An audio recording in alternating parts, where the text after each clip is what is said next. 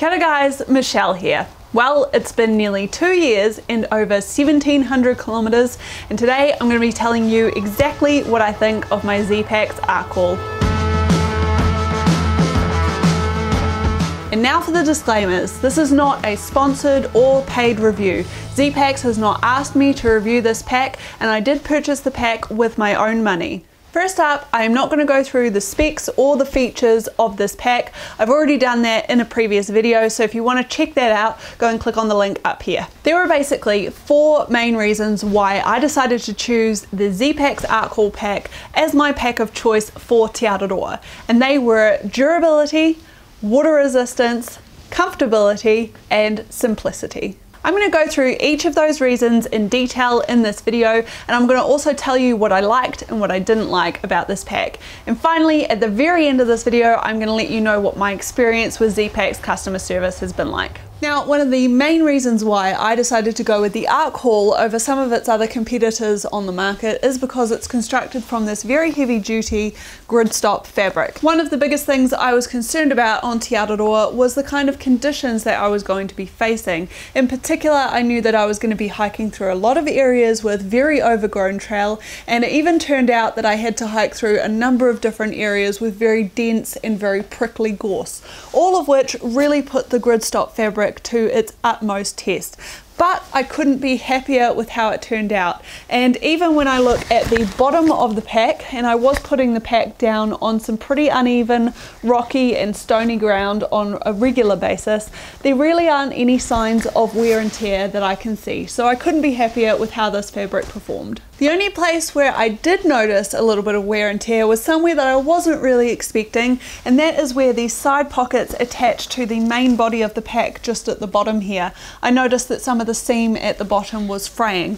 Now, I didn't get any photos or video of that before I actually repaired it, but I did manage to repair it myself just with a simple needle and thread. It didn't take very long, and I'm pretty sure it's going to stand up to whatever else I have in store for the pack. Now, as far as the mesh pocket on the front goes, this is often where a lot of people have the issues the most with this pack. Because of the way that it's constructed, it's very easily for it to get caught on branches and other prickly items that might be sticking out at you along the way on the trail. But I have to say that even though I did notice it was getting caught on things occasionally, I really haven't managed to put any holes in it, which is quite surprising to me.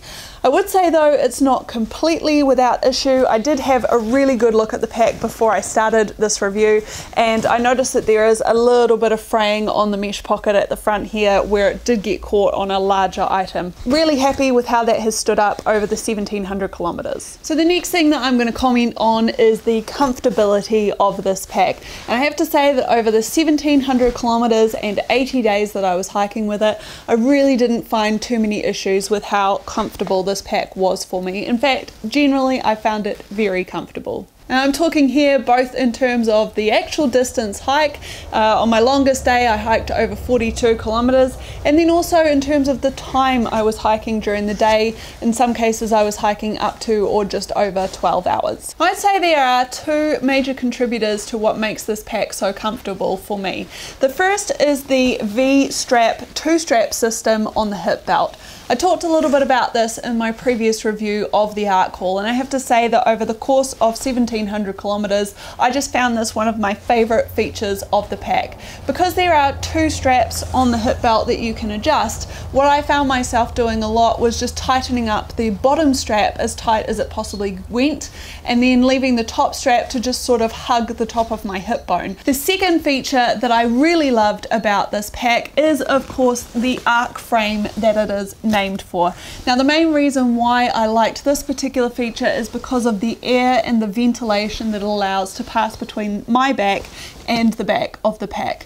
And that is particularly beneficial when you think of hiking in New Zealand on some of these long, hot summer days. Not only does it allow that airflow down the back of the pack between your back, but also it functions to keep all of those knobbly, pointy, sharp items that otherwise might be in your pack away from your back and make that ride a little bit more comfortable. I had to be quite careful about how I was packing, because if I put heavier items on the outside here, because the frame is already arced, I would tend to find it pulling back a little bit.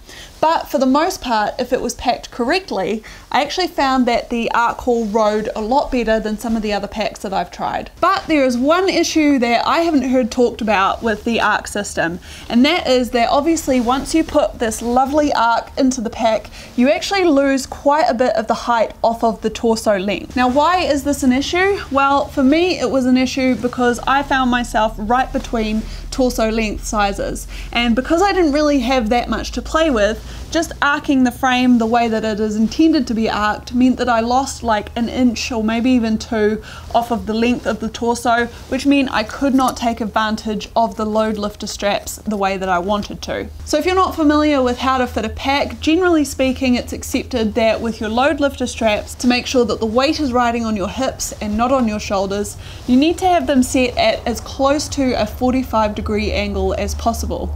Now, because of the fact that I had my pack arced most of the time and I did lose that bit of height off of the top, I very rarely was able to get a 45-degree angle on my load lifter straps. Now, what does this mean in practice? Well, it actually means that more of the weight was riding on the top of my shoulders than I would have liked to, and in a minute we're going to get to why that was such a big issue. Now, this pack wasn't completely without issues for me when it comes to comfortability. In fact, I had 2 main issues which really affected how comfortable it was for me. The first I've already touched on, and it is that I didn't get the right torso length for my body. So when you're buying this pack, you actually have to measure how long your torso is. So you're measuring right from the base of your neck up the top here, all the way to the top of your iliac crest at the bottom of your back. And based on that measurement and also a few clarifying questions with a Zpacks staff member, I chose to go with the short torso length pack. Unfortunately though, I did come right on the cusp between the short and the medium torso length, and in hindsight, given the issues that I had with the torso length and how it made the weight carry, I would definitely go for the bigger size next time. The second biggest issue that I had with this pack, and the one that I struggled with the most, is the fact that to me the frame is twisted. Now, this is something that I noticed back when I was doing all of my hiking before I set out on the trail, testing out the pack. You can check out some of those videos, I'll link them in the description down below. I did a lot of measuring to make sure that I did have the mesh panel at the back of the pack completely square, because sometimes if you don't have it square it will cause the pack to twist, and after I realized that wasn't the issue, I did go so far as to start counting the squares in the gridstop fabric to make sure that I had it completely square. As part of that process, I did notice that it looked to me like the frame had been sewn on asymmetrically. The fact that the frame was twisted meant that it put more pressure on one of my shoulders over the other. And so for generally the first hour or 2 of my hike every single day, I would have a little bit of discomfort in one shoulder, which was just a little bit annoying to deal with. I also found it was a bit of a pain when it came to packing my pack every day, because when I set it down on the ground, the frame would be twisted and it was difficult to get things sitting in there nice and square. The third biggest reason why I decided to go for the Arc Haul over some of the other competitors on the market was because of the high water resistancy that Zpacks touted for this pack. And I have to say that in general I was incredibly impressed with just how water resistant this pack was. I knew that in New Zealand there was going to be the potential that I would be hiking through massive downpours on a regular basis, so I knew that I had to have a pack that could stand up to that. I also knew that on Te Araroa I was going to have to be crossing major estuaries and rivers on a regular basis, and there was more potential for my pack to get wet that way. Now, the pack is not completely waterproof, and that's very important to note, but it is highly water resistant. And so for that fact alone, I always used a pack liner inside my pack. Usually this was just a cheap black bin bag that you can find at any supermarket here. For the most part, that held up really, really well. And I didn't really have that many days of rain on the trail, but on the days where it did rain very heavily, I didn't notice that any of my gear inside was wet. However, I did have one issue with water resistancy when it came to crossing the Turakina River just south of Wanganui. When I got to the banks of the river, I couldn't see down into it to see how deep it was, so I assumed that it was going to be really deep all the way across. It's a tidal river, so I was a little bit worried about it, and I just judged that it would be better for me to swim across the river rather than try to walk across it. I decided instead of swimming with my pack on my back, which can sometimes be be dangerous. It might cause you to sort of topple over in the water. I decided to float on top of my pack instead. Now, in hindsight, this probably wasn't completely necessary. It turned out that the river was only deep for a couple of meters at the start, and then it shallowed out quite a bit.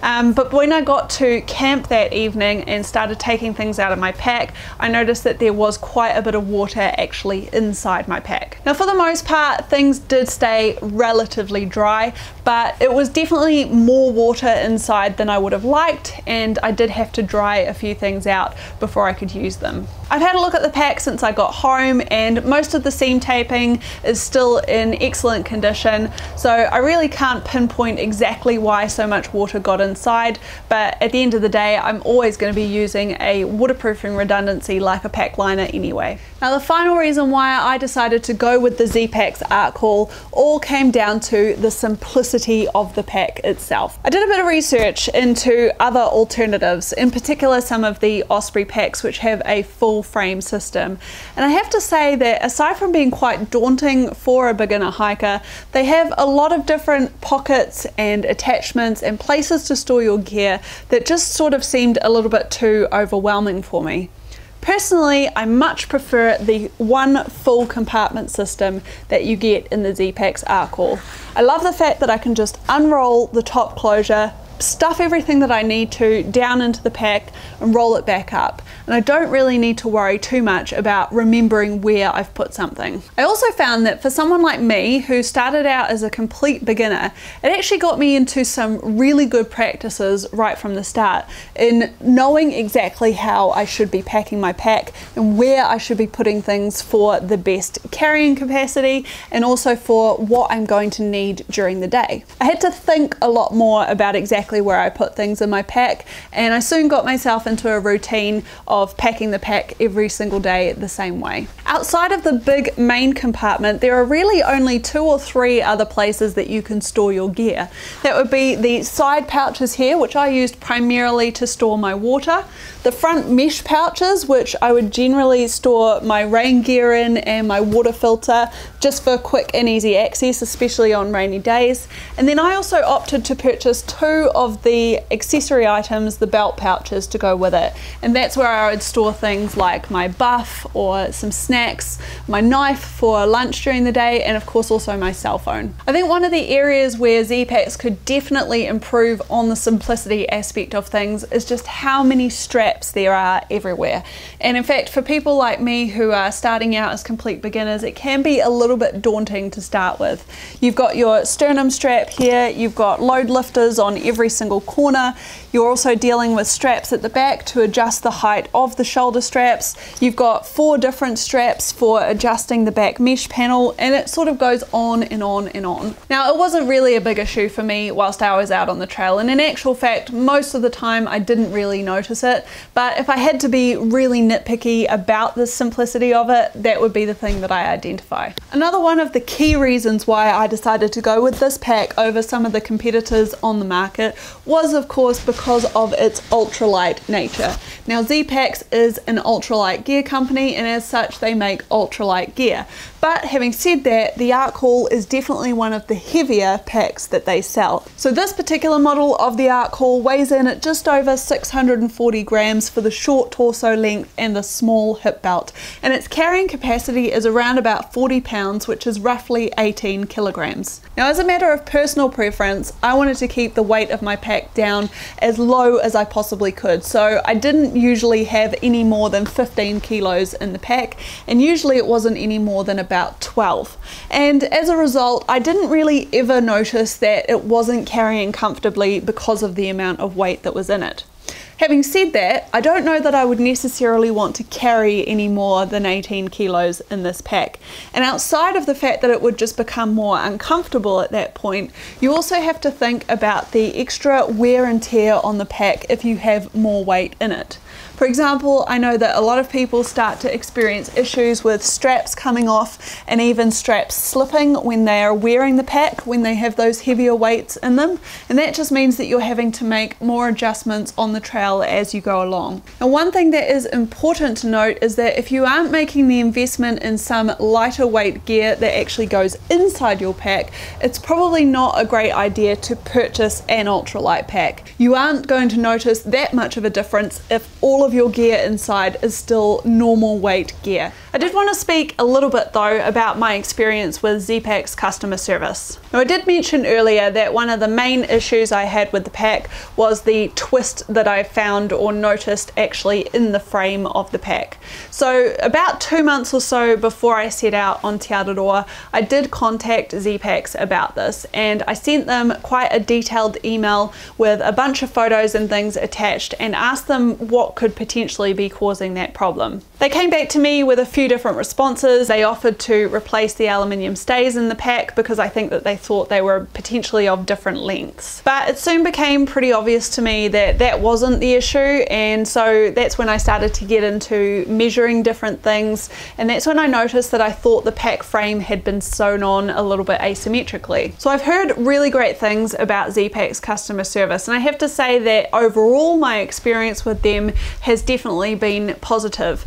But when I went back to them with my observations about how the pack had been sewn on, it just didn't seem like they were particularly engaged with me as to finding a potential solution to it. Now, I can't really knock Zpacks for this. I didn't really put any solutions in front of them myself as to what I was looking for. It was a little bit disappointing because I did sort of come away from that experience feeling a little bit like they just wanted me to make do with what I had. I wondered actually if maybe this kind of response that I'd gotten from them was due to the fact that I am located overseas in New Zealand and not US based. I don't intend that to sound like I'm bagging Zpacks. I think they do a really good job, and in fact I've contacted them a couple of times since then about some other issues I've had, and I've had some really great service from their customer service department. But I would just say, bear in mind that they are a US based company, and so if you're purchasing this pack and using it overseas, you might not get quite the same service as you would if you were in the US. Okay, so we are coming up to the end of this review, and I'm sure that the question you are all dying to know is whether I will keep using this pack in the future. The easy answer to this question is yes, but I am not intending to use it on my South Island leg of Te Araroa next year. Mainly this has to do with the kind of terrain that I will be hiking in the South Island, and a real big desire from me to try and get my base weight down as low as possible. So I have some ideas for packs that I'm potentially going to be looking at for that purpose, but also I generally just found that the Arc Haul was much larger than I actually needed whilst I was on trail. The 42 litre capacity of that main compartment is excellent if you need to carry extra food or gear for either yourself or other people. But for me, even on my through hike of Te Araroa, where most of the time it was only 3 or 4 days between resupply points, I often found that I was rolling that top all the way down every single time, and very rarely was I using the full capacity of that pack. But I will keep it and I will use it in the future, and I'm picking that it'll probably come into its own for overnight or multi-day trips that I take with my mum, who I sometimes carry extra bits of gear for just to lighten her load a little bit. Overall though, I am super happy with the way that the Zpacks Arc Haul performed on Te Araroa, and I would definitely recommend it for that trail. That's all I have for you guys today. I hope you enjoyed this video and you found it informative. If you did, go ahead and give it a thumbs up. Don't forget to subscribe to my channel and ding that notification bell. Those 3 things really help me to support and grow this channel and provide more of this kind of content to you. Stay safe out there everyone, and I will see you next time.